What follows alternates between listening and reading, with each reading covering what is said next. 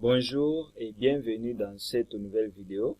Dans cette nouvelle vidéo, nous allons voir ce qu'il faut faire lorsque la table de matière n'apparaît pas automatiquement ou ne s'insère pas automatiquement. Dans la vidéo précédente, je vous ai montré comment insérer la table de matière automatiquement. Mais il y a des fois des difficultés qui arrivent à certaines, c'est lorsque, par exemple, ils ont écrit leur mémoire ou leur livre, ils essaient de faire l'insertion donc de la table de matière et puis la table de matière sort vide. Alors, qu'est-ce qu'il faut faire par rapport à cela? Eh bien, des fois, la majorité des gens ne tirent pas attention au style de mise en forme qu'ils utilisent lorsqu'ils sont en train d'écrire, par exemple, les titres du chapitre ou les sous-titres qui viennent après les chapitres. Prenons par exemple, nous sommes à ce niveau ici, là où c'est écrit choix et intérêt du sujet, et puis vous voyez, il y a deux points qui suivent par après. Alors, si je n'utilise pas la mise en forme qu'il faut, eh bien, ces titres-ci ne vont pas apparaître. Si j'utilise, par exemple, la mise en forme, si je n'utilise pas la mise en forme, donc j'utilise l'écriture normale, eh bien, vous allez voir que ces trois titres-ci ne vont pas apparaître. On va essayer de voir cela et vous allez comprendre. Donc, ici, d'abord, je vais supprimer la table de matière. Donc, je fais juste supprimer la table de matière. Voilà, je viens de la supprimer. On va essayer un peu de voir les trois titres qu'on a vus ici. Donc, quand je parle maintenant de faire la mise en forme, les styles de mise en forme que nous utilisons, je vais vous montrer ces styles de mise en forme que vous devez utiliser. Alors, prenons les cas où j'utilise ici la mise en forme normale. La mise en forme normale, elle est ici. C'est la mise en forme qui est normale. Et si je mettais cette mise en forme normale, eh bien, les titres ici vont disparaître de la table de matière. Tout comme celui-ci, tout comme celui-ci, tous vont disparaître de la table de matière parce que je n'ai pas utilisé les styles de mise en forme qu'il faut. Et donc, quand je parle des styles de mise en forme qu'il faut utiliser pour ces titres afin que ça puisse sortir dans la table de matière, vous devez juste utiliser les styles de mise en forme où c'est écrit titre 1, titre 2, titre 3. Par exemple, pour le titre 1, lorsque vous voulez écrire par exemple un chapitre, par exemple, prenons le cas où on écrit chapitre 1. Pour les styles de mise en forme que vous devez utiliser, c'est les titres 1. Alors, par exemple, si dans les chapitres 1, il y a un point qui suit, par exemple, le point 1.1, vous devez utiliser les titres 2. Mais si encore, il y a un autre point qui vient, par exemple, 1.1.1.1, donc là, vous devez utiliser 3, ainsi de suite. Vous essayez d'utiliser ces mises en forme qui sont là. Donc, vous voyez un peu avec ça. Donc, c'est avec ça que vous pouvez utiliser, vous pouvez insérer facilement la table de matière. Donc, c'est un peu ce qui est essentiel. Donc, si vous avez des difficultés, en tout cas, n'hésitez pas à m'écrire en commentaire. Je serai vraiment là pour pouvoir vous assister. Et là, quand je parle de style normal, c'est lorsque, par exemple, quelqu'un, il est là, donc il utilise le style normal. Parce que des fois, lorsque nous insérons une nouvelle page, nous écrivons donc avec l'écriture normale qui est là. Et là, si je mets, par exemple, cette écriture normale ici, vous voyez, ça devient choix plutôt du sujet. Je peux même numéroter ça. Je peux même numéroter, j'ai fait 0, 1, 0, 1, je peux même numéroter. Donc là, il va faire quoi? La numérotation automatique, ainsi de suite. Je peux également changer ici. Je mets aussi l'écriture normale. Même l'autre ici, je peux mettre l'écriture normale. Donc là, je mets l'écriture normale pour vous montrer que lorsque nous écrivons en Word, donc nous sommes souvent dans cette mise en forme qui est normale. Alors que pour que la table de matière puisse récupérer tous les titres de votre document, vous devez utiliser les mises en forme qui commencent au niveau ici des titres 1, titre 1, titre 2, titre 3, titre 4, ainsi de suite, pour pouvoir bien vous retrouver. Ici également, je peux faire la numérotation, point. Donc, voyons, c'est point 0. Point 0, voyons, c'est ça. Vous voyez, 0, 1. Voilà, j'espace ça. Je crois ici c'est 0. Ici, ça doit être 0, 0, 1, 1. Voilà. Et là, je peux espacer. L'autre également, je peux mettre 0, 0, 1, 0, 1, 2, point. Et puis, j'ai fait la numérotation automatique. Voilà. Maintenant, nous allons essayer d'insérer la table de matière pour voir si ces trois titres ici vont apparaître dans notre table de matière.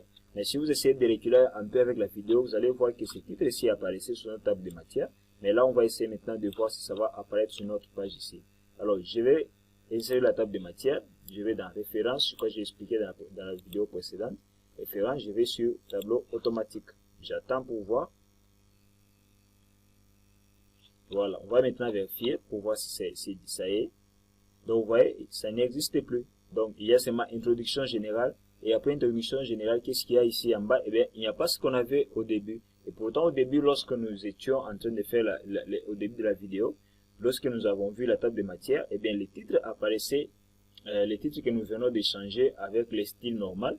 Donc, les titres là apparaissaient sur notre table de matière. Donc, voilà ce qui cause cette difficulté chez beaucoup de gens. Donc, lorsque vous écrivez, vous devez faire attention avec les titres, les styles de mise en forme que vous utilisez sur les titres et les chapitres. Parce que cela va déterminer à ce que vous puissiez avoir votre table de matière automatiquement. Mais dans le cas contraire, si vous ne faites pas cette mise en forme-là, vous aurez donc des difficultés. Voilà pourquoi je reste vraiment à votre écoute, à votre disposition. Si vous avez vraiment des difficultés, n'hésitez surtout pas à me l'écrire en commentaire. Alors, qu'est-ce qu'il faudrait faire lorsque la table de matière n'apparaît pas? Tout simplement, vous devez changer le style de mise en forme. Je vais rentrer tout juste ici. Avant d'aller là-bas, je supprime d'abord la table de matière que nous venons d'insérer.